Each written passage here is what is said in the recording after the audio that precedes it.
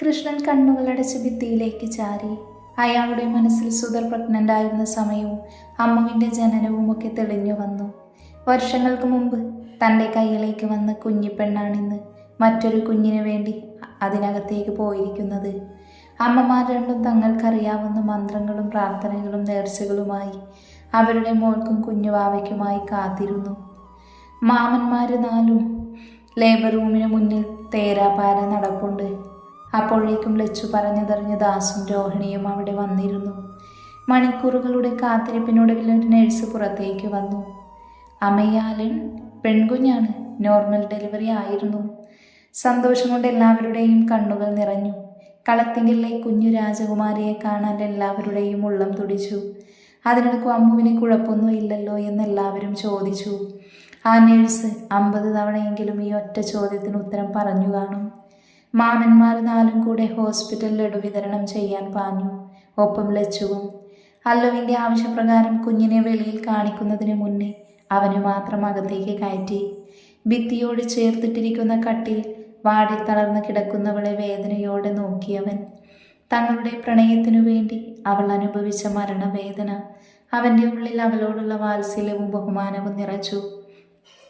പതിയെ അവൻ അവളുടെ മുടിയിഴകളിൽ തലോടി. പാതിമയക്കത്തിലും ഇച്ഛ എന്ന നേർത്ത നാദം അവളുടെ നാവിൽ നിന്നും മുതിർന്നു വീണു. അവൻ്റെ ഉള്ളിൽ അവളോടുള്ള പ്രണയം നിറഞ്ഞു. അതൊരു ചുടുചുംബനമായി അവളുടെ നെറ്റിയിൽ പതിപ്പിച്ചവൻ. നോർമൽ ഡെലിവറി ആയതിനാൽ അമ്മുവിനെയും കുഞ്ഞിനെയും പെട്ടെന്ന് തന്നെ റൂമിലേക്ക് മാറ്റുമെന്ന് ഡോക്ടർ അറിയിച്ചിരുന്നു.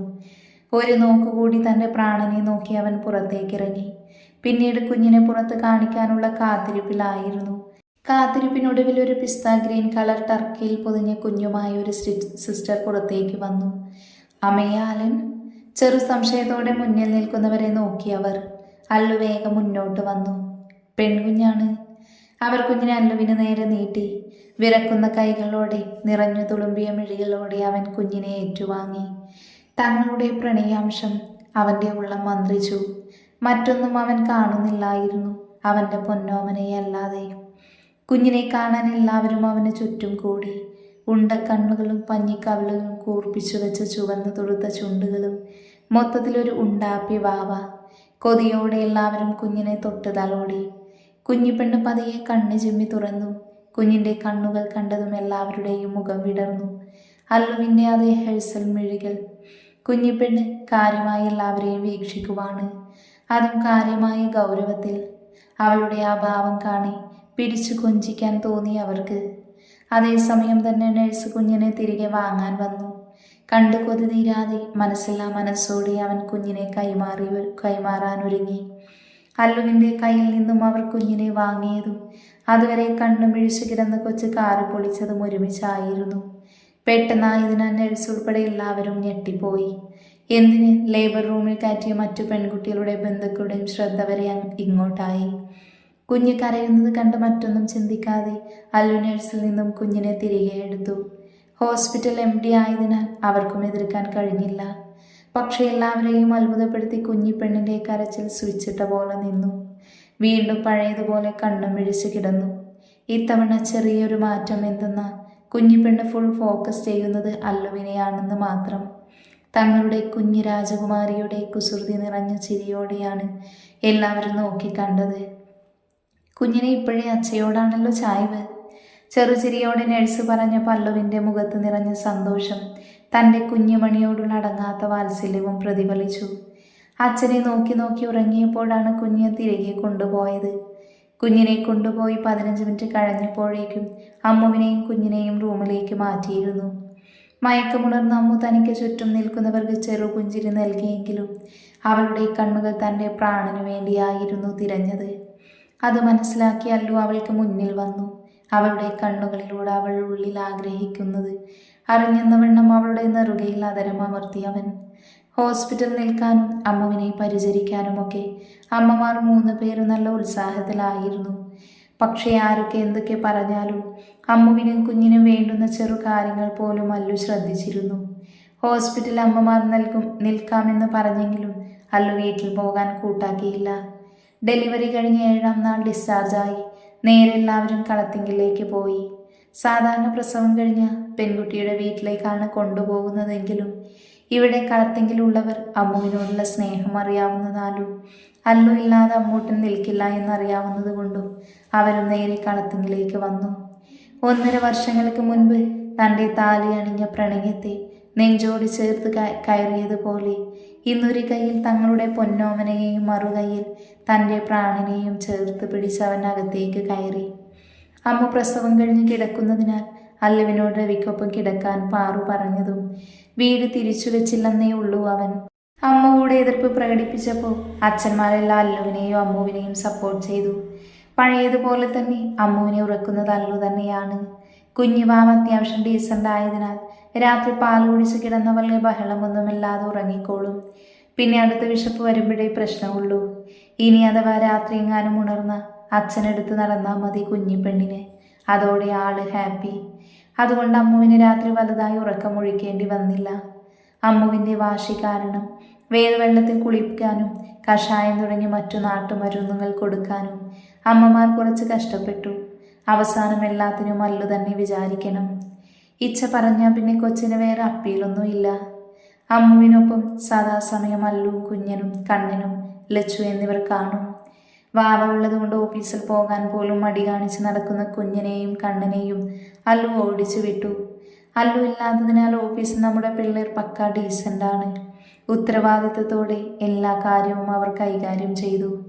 പകലാണെ കുഞ്ഞിപ്പെണ്ണിനെ തറയിൽ വെക്കാൻ സമ്മതിക്കില്ല. മാമന്മാർ രണ്ടും ലച്ചുകുമാരിയായിട്ട് മാറി മാറിയെടുക്കുന്നത്. പോരാത്തതിന് വൈകുന്നേരം ഓഫീസ് കഴിഞ്ഞ് നിധിയും ജോയും വന്ന അവരുടെ കയ്യിലായിരിക്കും. വളരെ കഷ്ടപ്പെട്ടാണ് അച്ഛന്മാരും അമ്മമാരും കുഞ്ഞിപ്പെണ്ണിനെ അവരിൽ നിന്നും എടുക്കുന്നത്. പക്ഷെ എന്തൊക്കെയായാലും അല്ലുവിൻ്റെ ശബ്ദം ചെറുതായെങ്കിലും കേട്ടുപോയാൽ പിന്നെ അവനെടുക്കാൻ വേണ്ടി പെണ്ണ് കാറി പൊളിക്കും. അത് സ്ഥിരമാണ്. അതുപോലെ അവൻ്റെ കയ്യിലാണ് ഇരിക്കുന്നത് എങ്കിൽ പിന്നെ ആരെടുത്താലും അന്നേരം കള്ളക്കരച്ചിൽ തന്നെ. പേരിടൽ ചടങ്ങ് വളരെ വിപുലമായി തന്നെ നടത്താൻ തീരുമാനിച്ചു.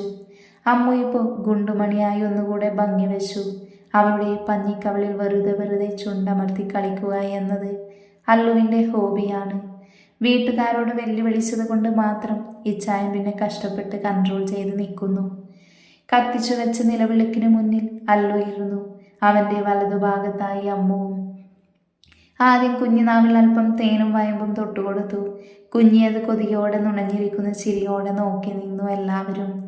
വെറ്റില വെച്ച് അല്ലു 3 തവണ ചെവിയിൽ പേര് വിളിച്ചു. ശേഷം മുഖമുയർത്തി എല്ലാവരെയും നോക്കി. കണ്ണൻ്റെ ഇഷ്ടപ്രകാരം കുഞ്ഞിപ്പെണ്ണിന് മിഴിയെന്ന് വീട്ടിൽ വിളിക്കാൻ തീരുമാനിച്ചു. ഒഫീഷ്യലായുള്ള നെയിം ഒരുപാട് പേരുകൾ പേപ്പറിൽ എഴുതി ഫോൾഡ് ചെയ്തു. അതിൽ നിന്നും അമ്മുവും അല്ലുവും ചേർന്ന് എടുത്തൊരു പേപ്പറിൽ പീസിൽ പേരായിരുന്നു ഇടാൻ കരുതിയത്. അതേതാണെന്ന് ആർക്കും അറിയാത്തതിനാൽ എല്ലാവരുടെയും മുഖത്ത് ആകാംക്ഷ നിറഞ്ഞിരുന്നു. അമ്മു, ഏട്ടാ സർപ്രൈസ് പൊളിക്ക്, വാവയുടെ പേര് പറയേ, ലച്ചു വിളിച്ചു പറഞ്ഞു. അല്ലുവും അമ്മുവും പരസ്പരം നോക്കി ഒരുമിച്ച് വിളിച്ചു പറഞ്ഞു. ഭൗമിത്രി മിത്ര എന്നായിരുന്നു കുഞ്ഞിനിട്ട പേര്. അങ്ങനെ 4 വർഷത്തിനു ശേഷം ലോസംബേഴ്സ് LP സ്കൂൾ പാർക്കിങ്ങിൽ ഇരമ്പലോട് കൂടി അല്ലുവിൻ്റെ കാർ ബ്രേക്കിട്ട് നിന്നു. കാറിൽ നിന്നും ഇറങ്ങിയവൻ്റെ കാലുകൾ സാവധാനത്തിൽ കിൻഡർ ഗാർഡനിലേക്ക് ചലിച്ചു. ഇട്ടിരുന്ന പിങ്ക് കളർ ഷർട്ടിന് കൈകൾ മുട്ടിലേക്ക് തെരുത്ത് കയറ്റി പ്രിൻസിപ്പലിൻ്റെ റൂമിന് മുന്നിലായി നിന്നവൻ. May I come in? അനുവാദം കിട്ടിയതും അവൻ അകത്തേക്ക് കയറി. 46 വയസ്സിനടുത്ത് പ്രായം വരുന്നൊരു സ്ത്രീയായിരുന്നു principal. Mister Alan David Kalathingal, father of Bhaumitri Bhadra. Am I correct? ഗൗരവത്തോടെ അവർ ചോദിച്ചപ്പോൾ അലൻ അതേന്ന് ഗൗരവത്തിൽ തലയാട്ടി. Mrs Rohini Das, mother of Lakshmi Aaron, am I correct? അവർ ചോദിച്ച അതേ ടോണിൽ അല്ലു പറഞ്ഞപ്പോൾ അവരുടെ മുഖത്ത് പുഞ്ചിരി തെളിഞ്ഞു. നിന്നോടും നിന്റെ പ്രിൻസസ് മിഴിയോടും വാദിച്ചു ജയിക്കാൻ ഞാനില്ല. തൊഴുതുകൊണ്ടാണ് അവർ പറഞ്ഞത്. ആഹാ, ആ പറച്ചിൽ തന്നെ എന്തോ ഉണ്ടല്ലോ. നിന്റെ പ്രിൻസിനെ നിനക്ക് അറിയില്ലേ? എന്തായാലും ഒന്നും ഉണ്ടാക്കാതെ നിന്നെ ഞാൻ വിളിച്ചു വരുത്തിയതല്ല. അപ്പോൾ ഇന്നും എൻ്റെ കുഞ്ഞിപ്പെണ്ണെന്തോ ഒപ്പിച്ചിട്ടുണ്ടല്ലോ. ചോദിക്കുമ്പോൾ അവൻ്റെ മുഖത്ത് വാത്സല്യവും ഒപ്പം കുസൃതിയും തെളിഞ്ഞു. ചിരിക്കണ്ട, നിന്റെ അല്ലേ മോള്. അത് പറഞ്ഞവർ ഫോണെടുത്ത് മറ്റൊരു ടീച്ചറിനെ വിളിച്ചു. അല്പം കഴിഞ്ഞതും UKG class teacher 2nd standard പഠിക്കുന്ന 3 ആൺകുട്ടികളും അകത്തേക്ക് കയറി വന്നു. അല്ലുവിൻ്റെ കണ്ണുകൾ ആ കുട്ടികളെ ഒഴിഞ്ഞെടുത്തു. ഒരുത്തൻ്റെ മൂക്ക് ചുമന്ന് കിടപ്പുണ്ട്. അടുത്തവൻ്റെ ചുണ്ടിന് താഴെ കല്ലിച്ച കിടപ്പുണ്ട്. മൂന്നാമൻ്റെ കവിളിൽ നാരങ്ങ വലുപ്പത്തിൽ അച്ചടിച്ചു വെച്ചിരിക്കുന്ന കുഞ്ഞി പല്ലുകളുടെ പാടുമാണ്. അവൻ്റെ മുഖത്ത് കള്ളച്ചിരി തെളിഞ്ഞു. ആഹാ, വന്നല്ലോ വനമാല. തനിക്ക് പിറകിൽ നോക്കി രോഹിണി പറയുന്നത് കേട്ട് അല്ലോ മുഖമൽപ്പം ചരിച്ചു. ഒരാൺകുഞ്ഞിൻ്റെ കൈ മുറുക്കെ പിടിച്ചു നിൽക്കുന്ന കുറുമ്പി. ബ്ലാക്ക് കളർ കുഞ്ഞു ഷർട്ടും ബ്ലാക്ക് ജീനുമായിരുന്നു അവളുടെ വേഷം. ഷർട്ടിൻ്റെ ആദ്യത്തെ ബട്ടൺസ് അഴിഞ്ഞു കിടപ്പുണ്ട്. കോണിടയിലായി സെറ്റ് ചെയ്തിട്ടുള്ള നിന്നും ചെറുമുടികൾ മുന്നിലേക്ക് പാറ വീണിട്ടുണ്ട്. വെളുത്തു തുടുത്ത ഉണ്ടമുഖത്തെ ദേഷ്യം നിറഞ്ഞ നിൽപ്പുണ്ട്. അതിന് തെളിവെന്ന പോലെ വീർപ്പിച്ച പഞ്ഞിക്കവിളുകൾ കുഞ്ഞിക്കൈയിൽ ഒരു കുഞ്ഞി സ്റ്റിക്ക് മുറുകെ പിടിച്ചിട്ടുണ്ട്. ചുറ്റുമുള്ളതൊന്നും ശ്രദ്ധിക്കാതെ ആദ്യം വന്ന 3 ആൺകുട്ടികളെ നോക്കി കൊല്ലുകയാണ് കക്ഷി. ആ പിള്ളേരാകട്ടെ അല്പസ്വല്പം പേടിയോടെയാണ് അവളെ നോക്കുന്നത്. ഹലോ മേഡം, ഇവിടെ. വിരൽ ഞൊടിച്ച് പ്രിൻസിപ്പൽ വിളിച്ചു. അപ്പോഴാണ് ആ കുറുമ്പി അല്ലുവിനെ കാണുന്നത്. പപ്പേ. കുഞ്ഞു ശബ്ദം അവിടെ മുഴങ്ങി. കയ്യിലിരുന്ന കമ്പ് താഴെയിട്ടിട്ട് കുഞ്ഞിപ്പെണ്ണ് ഓടി വന്ന് അല്ലുവിൻ്റെ കാലിൽ ചുറ്റിപ്പിടിച്ചു. അല്ലു അവളെ എടുത്തുയർത്തി. മിഷ്യു പപ്പേ. അവൻ്റെ കവിളിൽ അമർത്തി മുത്തിമിഴി. അവനും വാത്സല്യത്തോടെ അവളുടെ ഹേഴ്സൽ ബ്രൗൺ കണ്ണുകളിൽ മുത്തി. പപ്പയുടെ പ്രിൻസസ് ഇന്ന് എന്ത് കുരുത്തക്കേടാണ് കാണിച്ചത്? അവളുടെ മുഖം കയ്യിൽ അമർത്തി അവൻ ചോദിച്ചു. ഞാനൊന്നും കാത്തില്ല പപ്പേ. ഗ്രാമി കള്ളം പറയുന്ന. അല്ലുവിൻ്റെ കഴുത്തിൽ മുഖം അമർത്തി കൊച്ചു പറഞ്ഞു. പ്രത്യേക താളത്തിന് അവൻ വിളിച്ചപ്പോൾ കുഞ്ഞിപ്പെണ്ണ് കൊഞ്ചി ചിരിച്ചുകൊണ്ട് അവൻ്റെ കവിളിൽ മുത്തി. സോപ്പൊന്നും വേണ്ടട്ടോ പറഞ്ഞേ, എന്തിനാ കുട്ടികളെ ഉപദ്രവിച്ചത്? അല്പം ഗൗരവത്തിൽ തന്നെ അല്ലു ചോദിച്ചു. അന്നേരം കുഞ്ഞിപ്പെണ്ണിൻ്റെ മുഖവും മാറി. അല്ലുവിൻ്റെ മുഖത്ത് കാണുന്ന അതേ ഗൗരവം കുഞ്ഞു മുഖത്ത് തെളിഞ്ഞു. രോഹിണി അല്പം ആശ്ചര്യത്തോടെ അവരെ നോക്കിയിരുന്നു. ഞാനല്ല പപ്പേ, തേട്ടന്മാരാ ആ പപ്പേ കുഞ്ഞു വാവയെ ഉപദ്രവിച്ചേ. എന്തായിരുന്നു പപ്പേ? കാര്യമായി പറയുന്നതിനിടയ്ക്ക് ആ വാവ കിട്ടാതെ വന്നതും കുഞ്ഞിപ്പെണ്ണ് മുഖം ചുളിച്ചു ചോദിച്ചു. ഉപദ്രവിച്ചു. പൊട്ടി വന്ന ചിരി അടക്കി അവൻ പറഞ്ഞു. തേട്ടന്മാരാണ് മോനെ ഉപദ്രവിച്ചത്. ടീച്ചറിനടുത്തായി നിൽക്കുന്ന കുഞ്ഞു ചെക്കനെ കാണിച്ചവൾ പറഞ്ഞു. അന്നേരം അല്ലു അവനെ മെഴിക്കൊപ്പം എടുത്ത് മടിയിലിരുത്തി. എന്താ സംഭവിച്ചത്? ഗൗരവപൂർവ്വം അല്ലു തിരക്കി. ആക്ച്വലി ഈ കുട്ടികൾ ബൈ മിസ്റ്റേക്കിൽ ചെറിയ കുട്ടിയെ തള്ളിയിട്ടതാണ്. പക്ഷെ അത് കണ്ടു നിന്ന മിഴി ഈ 3 കുട്ടികളെയും ഉന്തി തള്ളിയിട്ടു. പിന്നെ അടുത്ത് കിടന്ന കമ്പെടുത്ത് തള്ളി. മണ്ണ് വാരി എറിഞ്ഞു. പോരാതെ നിലത്ത് വീണു പോയ പിള്ളേരെ ചവിട്ടിക്കൂട്ടി. ബോണസായി ഒരു കുട്ടിയെ കടിച്ചിട്ടുണ്ടായിരുന്നു. വളരെ വ്യക്തമായി തന്നെ അവർ നടന്നത് പറഞ്ഞു. മിഴിയാണേ ഞാൻ ഇത്രേ ചെയ്തുള്ളൂ എന്ന എക്സ്പ്രഷൻ ഇട്ട് നിൽപ്പുണ്ട്. അല്ലുവിൻ്റെ മടിയിലിരിക്കുന്ന കുഞ്ഞൻ്റെയും ലച്ചുവിൻ്റെയും 3 വയസ്സുകാരൻ കുട്ടിക്കുറമ്പൻ. ആദ്യം എഴുക്കൽ കളത്തിങ്കൽ ആതുട്ടൻ.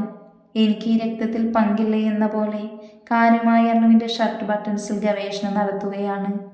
അവസാനം അങ്ങോട്ടും ഇങ്ങോട്ടും ഓരോ സോറിയൊക്കെ പറഞ്ഞ് അല്ലു കുട്ടികളുമായി പുറത്തേക്കിറങ്ങി.